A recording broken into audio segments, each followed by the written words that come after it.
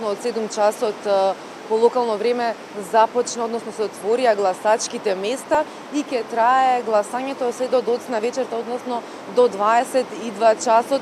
Пријавени се рекордни 46,5 регистрирани гласачи. Ова се смета дека е досега најголем број на гласачи кои што ќе излезат, но една од дилемите која што се поставува утрово е дали лошото време ќе премисли, ќе сопре многумина, бидејќи од доцна ноќеска на вистина во Лондон и во другите делови на Британија имаше големо невреме и се уште во некои делови од земјата има поројни дождови. Овде како што се гледа во моментов се смири дождот, времето е постабилно, граѓаните се раздвижени, кои по своите работни обврски, кои гласа, но има време до 22 часот сите кои што сакаат да излезат и да гласаат. Резултатите со оглед на тоа што вечер доцна завршува гласањето ќе се знаат во текот на утрешниот ден.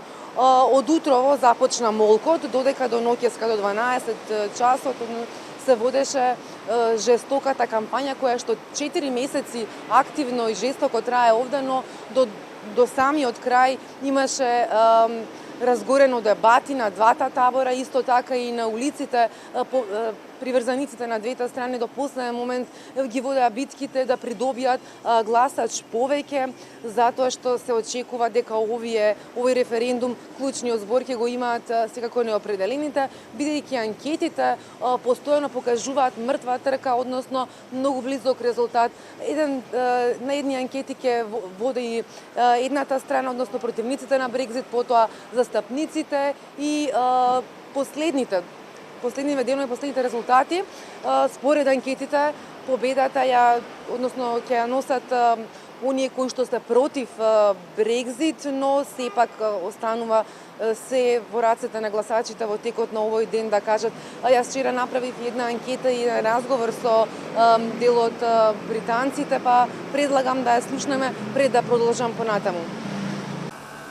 Ке гласам за останување, затоа што тоа е вистинскиот избор за нашата земја, секако и економски.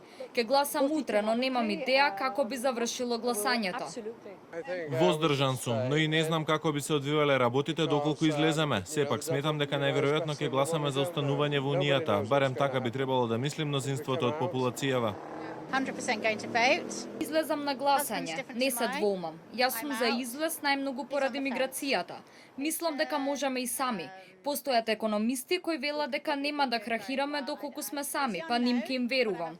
Не знам каков ќе биде исходот, но секако нема да пропаднеме во планетава доколку гласаме за излез.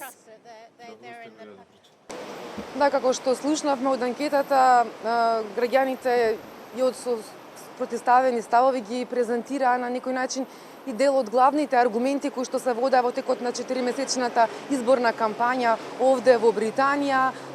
Главните теми, како што можеме да слушнеме, беше токму економијата, што би било доколку Британија излезе, нели едните велат дека ќе крахира доколку излезе и дека ќе биде лошо и за државата и за граѓаните, но додека пак од спротивниот табор пак велат дека тоа ќе биде само кус период, а потоа ќе биде уште посилна Велика Британија, независна од Брисел, односно како што велат од бирократската Европска Унија.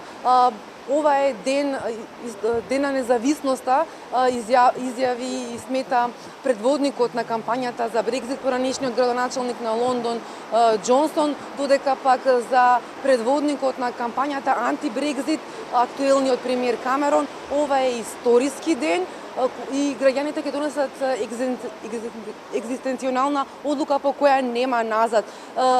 Сите ги спратија клучните пораки, се обидоа целосно да ги убедат граѓаните на Британија што да одлучат, но ова освен што е историски ден за Британија, цела Европа будно ги следи случувањата овде, бидејќи од ова на некој начин зависи многу Европската Унија. Според некои прогнози тоа може да предизвика домино ефект и кај други земји членки, може да направи поместување на пазарите низ Европа, но сепак останува да се види каква одлука ќе донесат британците, каква и да е. Нема Британија веднаш уште утре да ја напушти Унијата, туку тој процес ќе трае со години, исто како што самото влегување во Унијата трае со години, така ќе потрае подолго време, но ова би го анализирале откако ќе ги знаеме резултатите.